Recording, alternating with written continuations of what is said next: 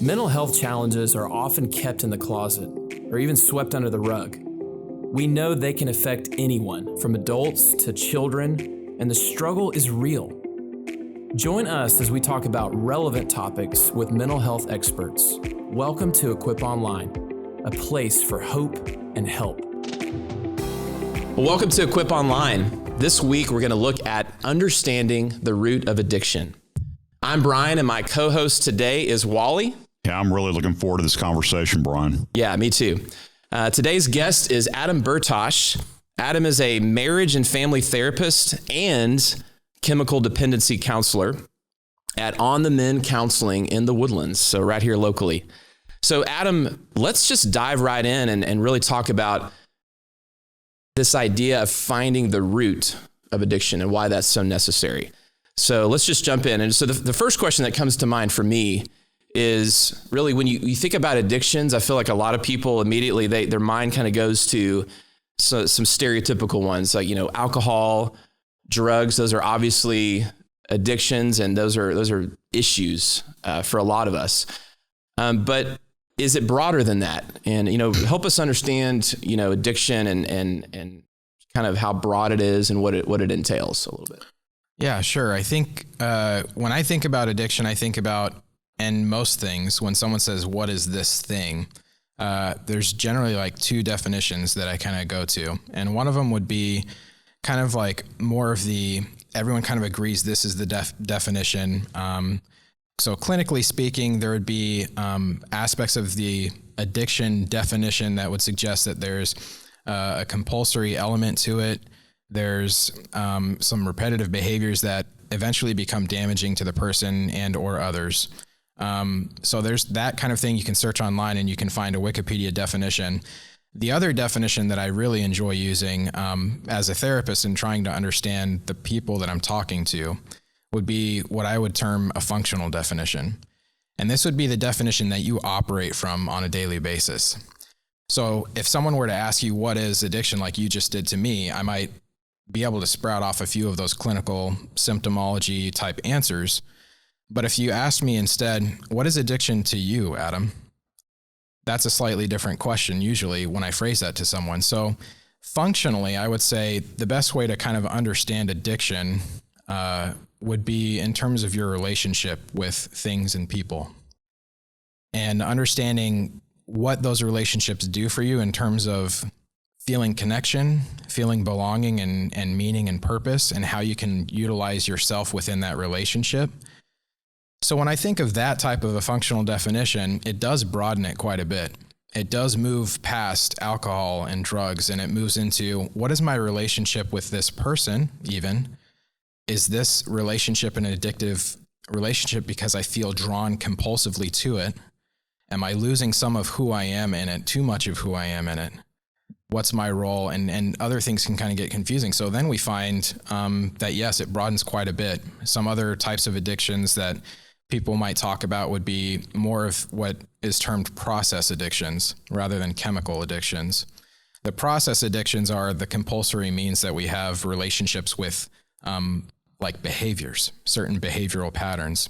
That could range from things like eating disorders, pornography, even relationships, the types of relationships that we're in. Words come to my mind like codependency or I'm in a toxic relationship.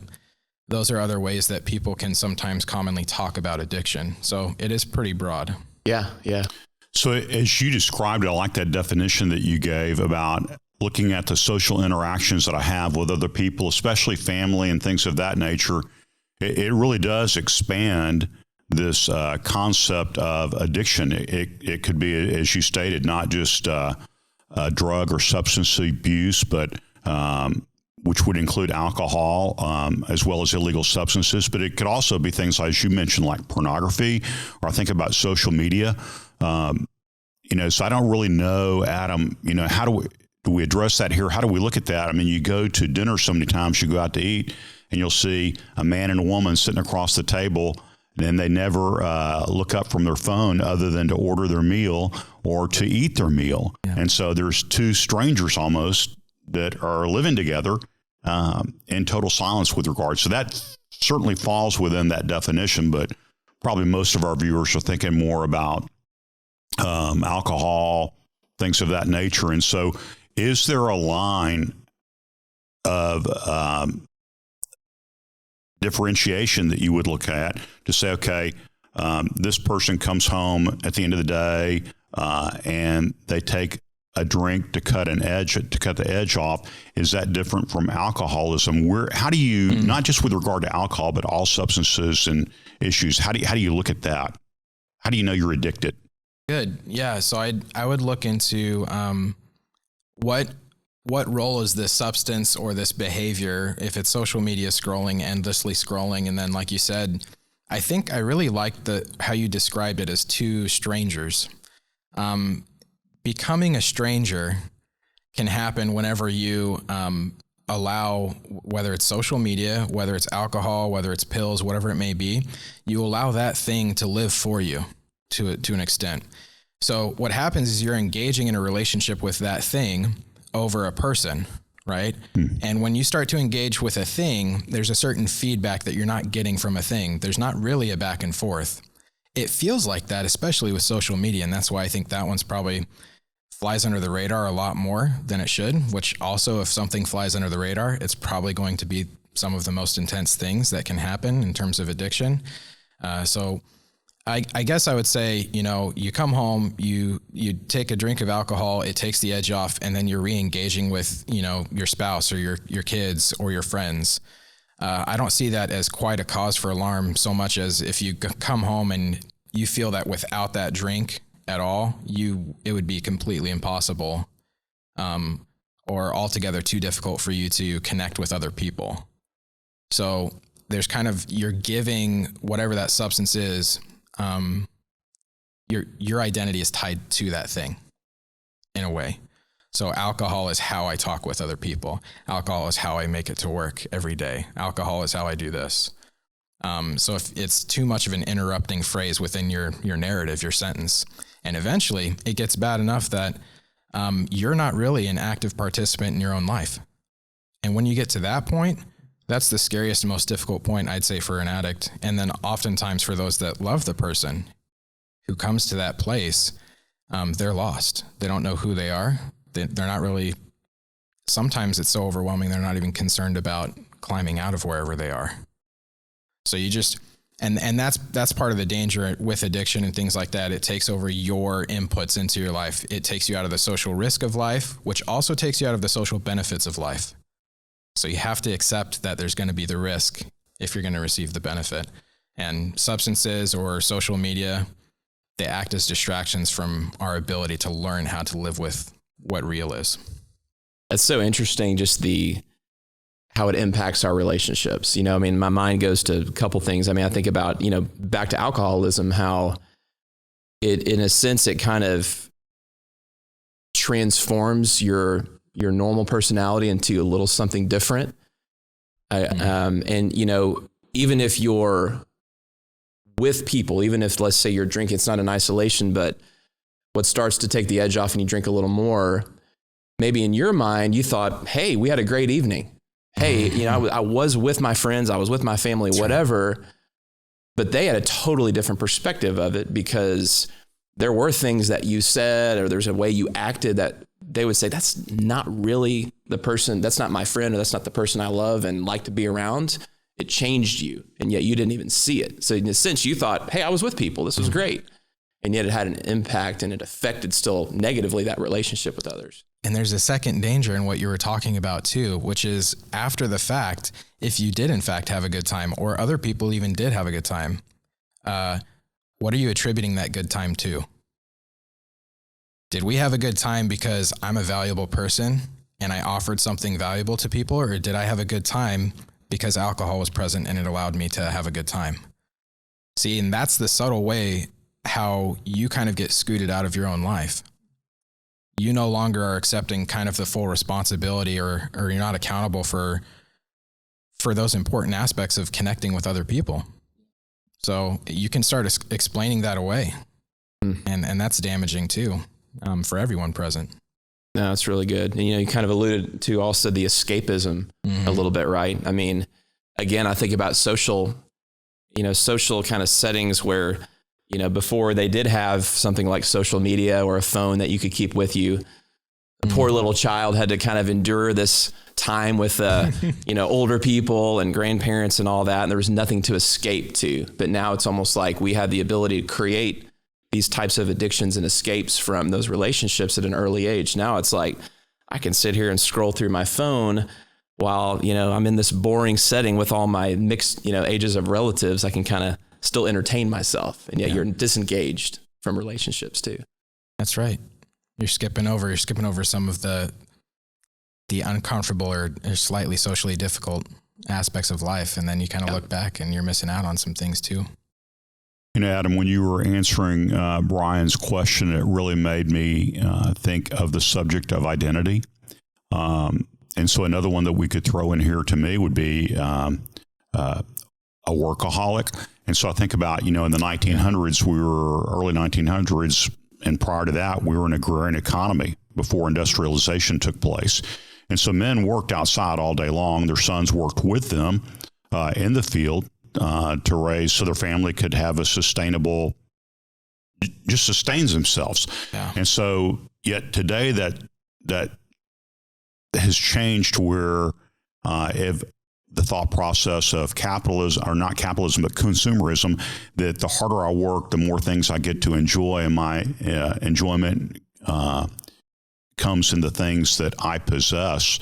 They really end up possessing me, trying to keep them up. But so, it would seem to me that there would probably be a similar root to all these things, whether whatever the allism that I'm putting myself into, whether it's illegal substances, alcohol, social media, TV, work. Is there a root, and how in counseling do you help a person get back to see that it's not themselves that they're presenting, it's a fake self, if you will, by becoming inebriated? Yeah. Wow. So there's a lot of things that I hadn't really considered there. I think when you were talking, the phrase that I thought about was working to live versus living to work. And there's been kind of like a little bit of that shift. Mm-hmm. The other elements of what you were discussing too, and in the day and age when it was more communal living and it was more kind of like ranching or farming or things like that, and you had family and work were sometimes synonymous. Right. And now they're very compartmentalized. And the pursuit of like what the purpose of work is, because it's not necessarily to sustain us. We have other farmers now that do that for us, right? And so now it's kind of pursuing different kind of materialistic or even like entertainment. A lot of the consumerism that happens today is what's fun, what excites me, not so much the work ethic aspects of it.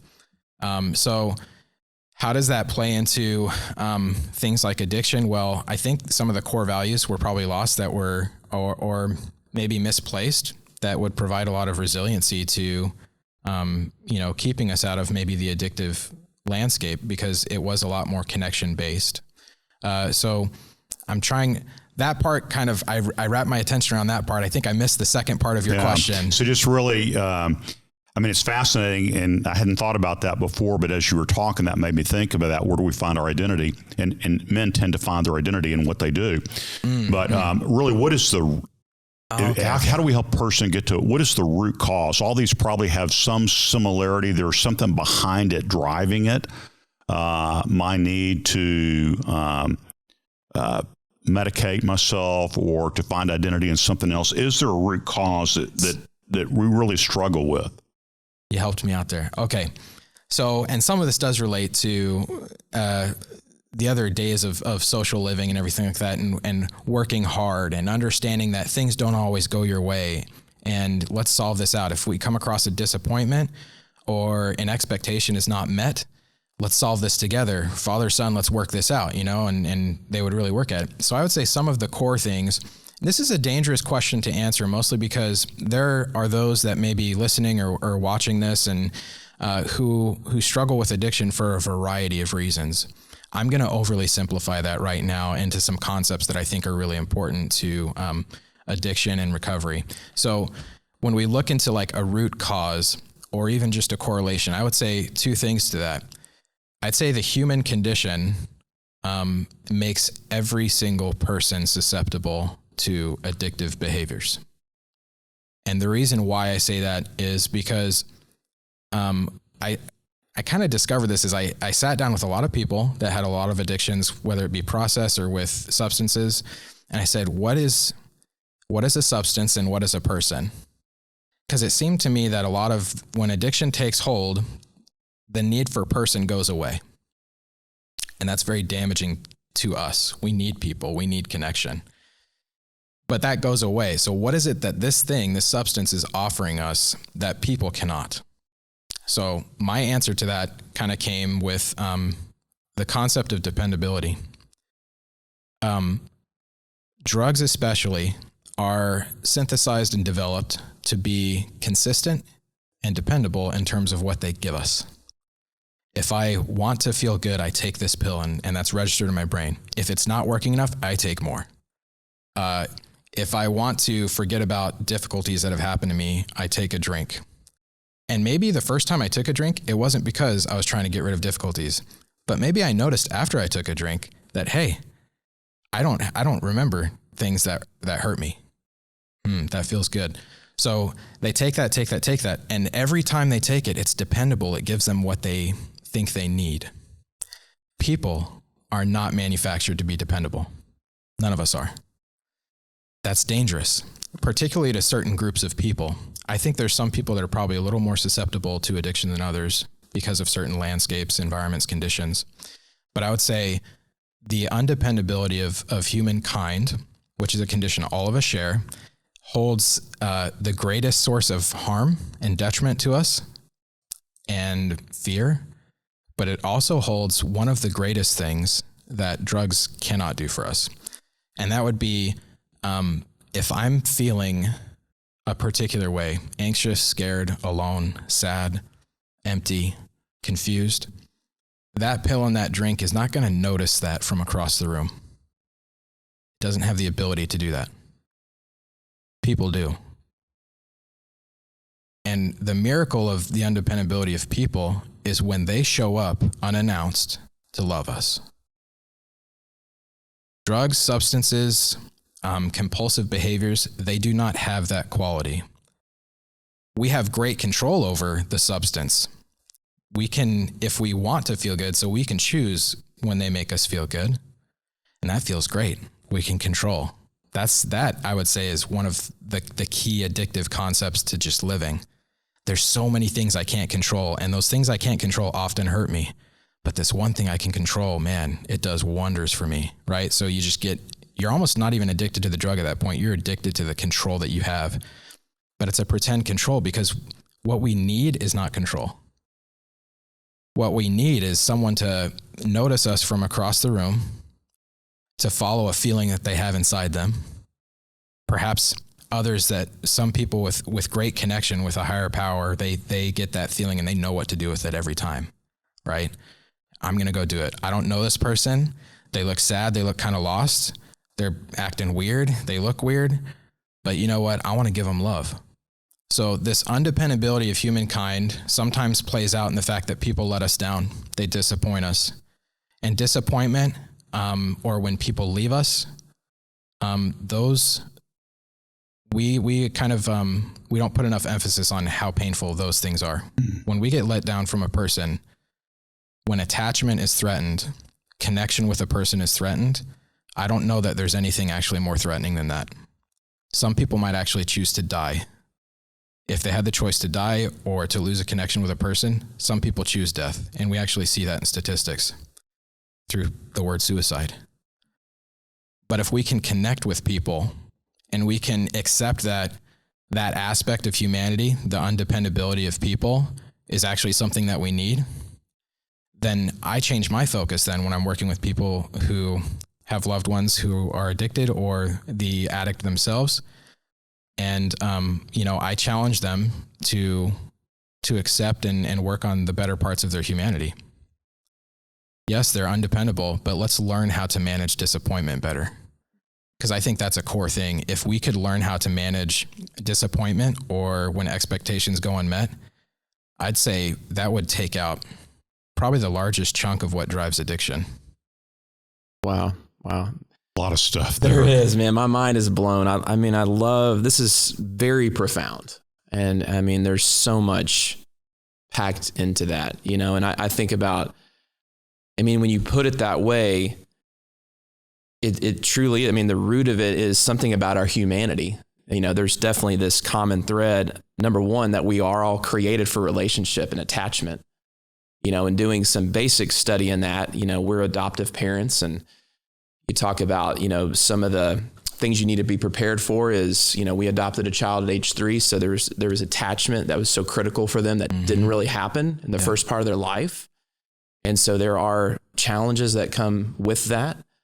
You know, and I think about, you know, again, it's such a profound thing about the dependability, getting that thing that, you know, that you get every time from that substance versus the undependability of that relationship. And yet it's through working through and the coping and having some difficult conversations and hanging in there with relationships that is the way we grow as people. You know, I think so many times if our coping is going to a substance or bouncing around from different relationships, we miss out on that real growth that we're meant for as a person. We're missing out on that growth, right? Because we're just continuing to kind of cope and medicate ourselves in unhealthy ways, and we're never really growing, right? People. So just so much profound stuff, and it kind of leads in a little bit, Adam, to there's this general sense that, you know, to be human is to be susceptible to this temptation to addiction. But have you found, and as you work with people, that are there certain people that seem to be more predisposed to addictive behaviors, whether that's genetically or whether that's just through circumstances they've been through? Tell us a little bit more about that. Yeah. So, I mean, the science behind it would suggest that there's a lot of genetic predisposition. Genetic predisposition, we don't want to confuse that to mean like it's a determinant. So, and many of the things that I'm going to talk about are not determinants. So if I say like, hey, this usually, you know, I would say this is common amongst people who experience addiction is probably the better way that I would phrase it. That way we don't have people out there thinking or believing that, hey, because I had childhood trauma, I am going to be an addict. Like that is how things happen. When something bad happens when I was 6, the natural response for my body to do, and I should let it do that, is addiction. That's not the case. There's a lot of people that experience some of the things I'm going to talk about that don't end up falling to addiction per se. They have great difficulty managing a lot of different things in their life, but maybe that's not their particular difficulty there. So I would say genetic predisposition, yes. That means, you know, you've got parents, grandparents, really far back that the genetic makeup of their body, I guess I'll just say this, inputs matter. What we put into our body, whether it be actual substances or whether it be behaviors or things that we engage in, it's kind of coded down on a very small micro level in our bodies. Just like if I were to say if my career was a construction worker, I would be a lot stronger than maybe someone that doesn't do a lot of physical work. And if generations of my family were construction workers, there'd be some kind of code within us that would say, grow muscle. You're gonna need it. So like across generations, there's kind of like this genetic tie and through offspring and everything like that. So that same type thing can happen when it comes to other maybe destructive habits with like alcohol, substance drinking, or manipulating your chemistry with whatever it is you're putting into your body. So that's one area that makes it maybe a little bit harder to avoid addictive pulls. The other areas that I would say would be like what I mentioned earlier. If your family had a particular time or a difficult time managing how they handle disappointment, is disappointment even talked about in your house? How do your parents deal with disappointment when you do something that they ask you not to do and you end up doing it? What is their response? How is that managed? And a lot of the ways in which you manage disappointment is teaching, you know, your kid and then eventually this adult how they're going to manage or not manage disappointment or unexpected events. Trauma would be another sort of thing, really. And when I say trauma would be an event that's not expected happening. the root of just about anything we would consider traumatic, experiencing the loss of a loved one or a terrifying war experience or other things like that. These are things that you did not expect to be a part of your story. Ultimately, that's what it kind of graduates down into. Those types of things require of us to accept certain parts of humanity. And we can either accept those or live in denial. And I would say those who live in denial long enough or develop certain reasons why they think this happened to them, that I think is where it kind of steers off in a different direction. When trauma occurs, like with the pandemic, and I wish it were just the pandemic that happened. That was an awful thing. I'm not saying that was a weird thing to say, I guess, but there were so many other awful things that were brought to the surface during that. And a lot of that's because that's how trauma works. When an upsetting thing happens, it stirs up the sediment and all kinds of other memories of pain shoot up. And that's what we saw happen during the pandemic. So once that started happening, that can sometimes override people's ability to cope, or it brings them right in front of this thing that they've been trying to avoid facing for a long time, which is, what do I now have to accept about humanity, about my life, about the future, about the present?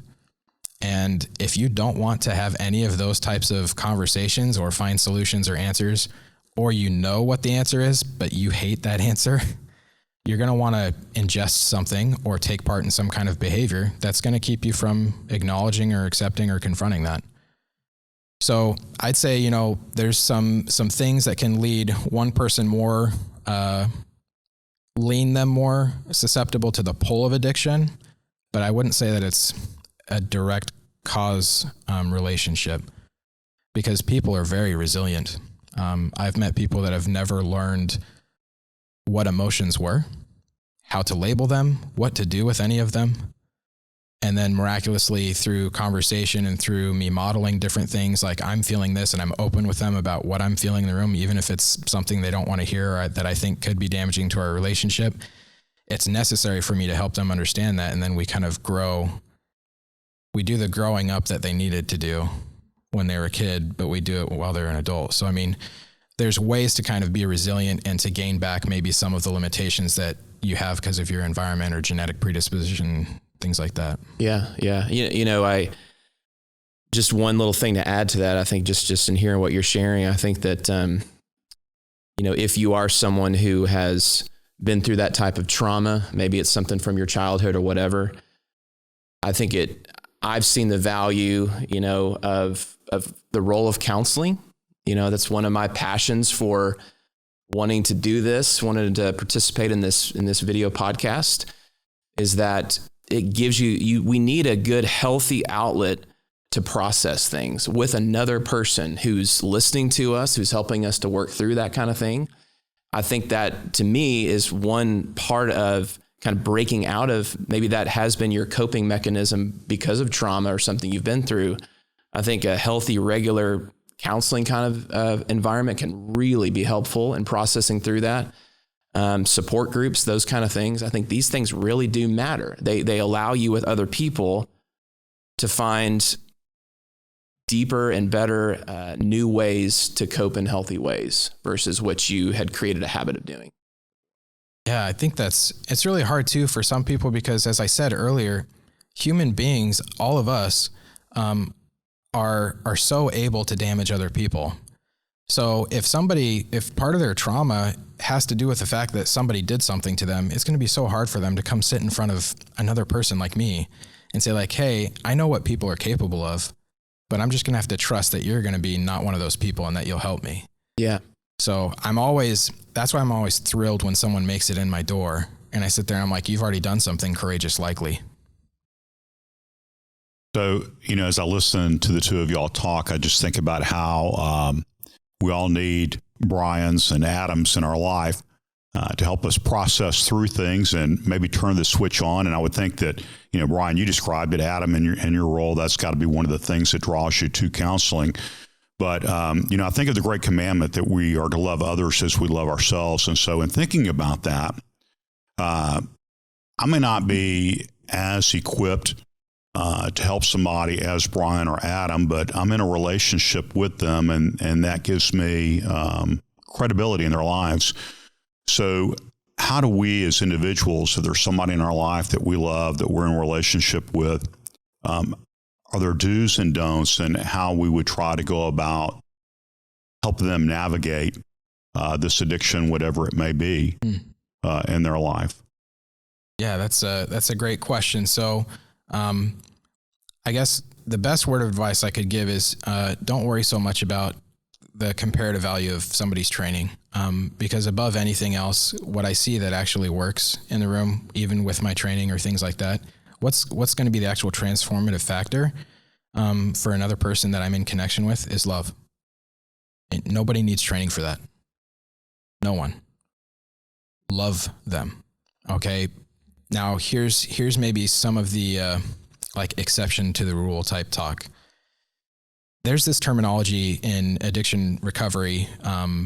One of the terms is enabler, and everyone's like, please don't let me be the enabler. I don't want to be the enabler, or I don't want to enable someone in their addiction. And then they kind of like close down. They get really scared and they're like, I don't want to make this worse, obviously. And the hard thing about that term enabler is that typically what an enabler is someone that loves somebody else a great deal. And they go and they try and help this person. But what ends up happening with the enabler is that they go in and they do something for that person. They take over the responsibilities of that person because they don't trust that person to take care of themselves. Because they've demonstrated, maybe for years or decades even, that they can't manage their own life. So we go in there and we start managing their life because we love them and we want them to have a good life. So we start living for them. But what happens is you're doing what the drug does. You're living for a person. We're not supposed to do that. If we love somebody, we want to help them live for themselves. And that gets a little wishy-washy in certain scenarios. In particular, when you're a parent and you have a kid that's addicted or something like that, those roles get so confusing.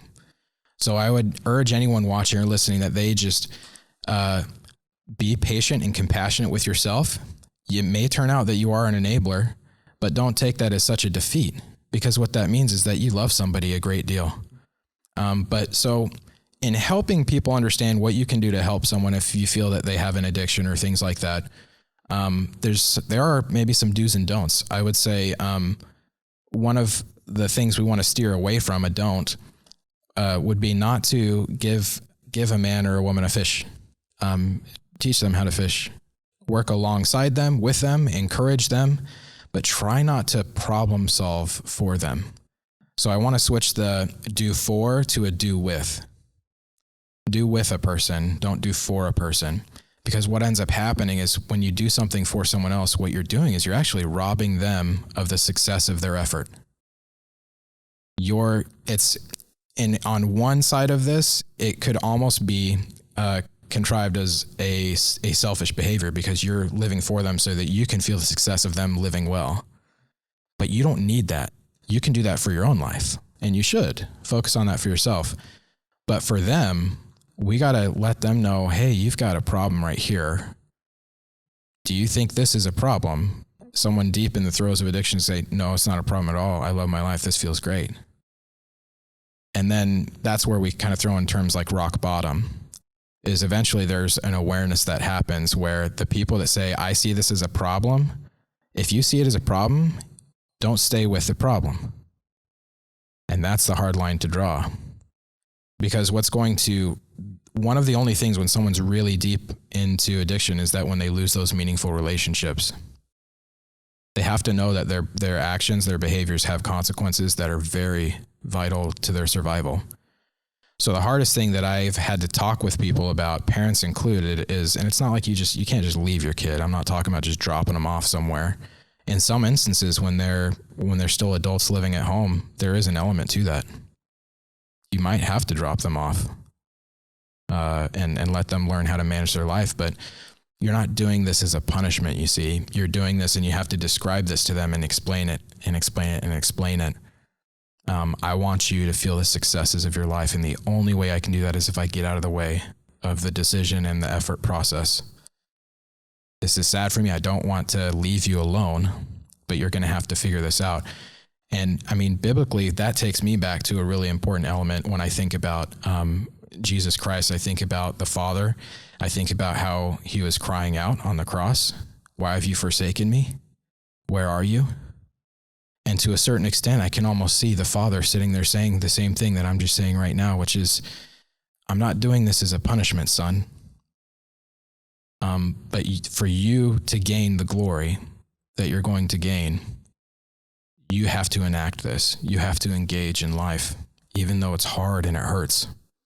And there's mean people. There's undependability. There's unexpected events.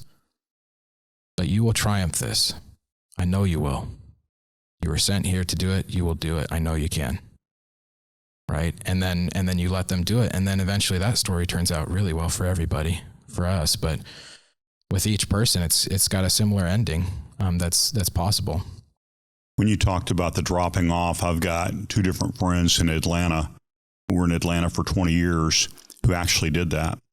One of them is an attorney, and a whole ministry has come to play in his life. And the dropping off wasn't they just went and put him on the street, but they engaged a ministry that brought them in, took them out of the home environment. And the other one's still going through the process, but seemingly it's having great success. So just want our listeners to know that there are resources out there that do that very thing. And it's helpful to can be helpful to seek those out. Great. Absolutely. Now, this is the kind of conversation that I feel like we could just keep digging into for way longer than this. It's such an important conversation. It, I think, really relates to to be human. There's a connection to this. So appreciative. And Adam, if this has pricked some interest, if people wanted to learn more, if they wanted to connect with you, what would be the best way for them to do that? So there's going to be really three ways to do that. There's going to be my website, which is onthemencounseling.com. And through there, I've got some blogs that I've written on there, just some brief information for you to get to know me. And then you can also schedule from my website. The other way to do it would be to just give me a call. It's 832-246-8806. I'm often going to be in session with a client, so I'll get back to you as soon as I can. But the quickest way to get a hold of me is probably going to be through email, and that's just at onthemencounseling@gmail. But yeah, one of those three ways is fine. Awesome. Well, we want to thank you for joining us today on this episode of Equip, and want to remind you that Equip Online is a partnership between StoneBridge Church and Mosaics of Mercy. Mosaics of Mercy is a really great nonprofit here in our area, and their heart is just to make available the best mental health resources possible for people. That includes different counselors, support groups, and all kinds of great stuff. And if you'd like to continue to learn more, we'd encourage you to go to our website, equiponlinepodcast.com, and there's some really great information, past episodes for you to check out. Well, God bless you, and our desire is that you'd walk in the fullness of life that you've been created for. Hey, thanks so much for joining us. We are really passionate about mental health. If you found this episode helpful or beneficial in any way, we would love for you to hit that like button, subscribe to our channel, and ding the notification bell so that you never miss another episode. You can also subscribe to the show on Apple Podcasts or your favorite podcast platform. See you next time.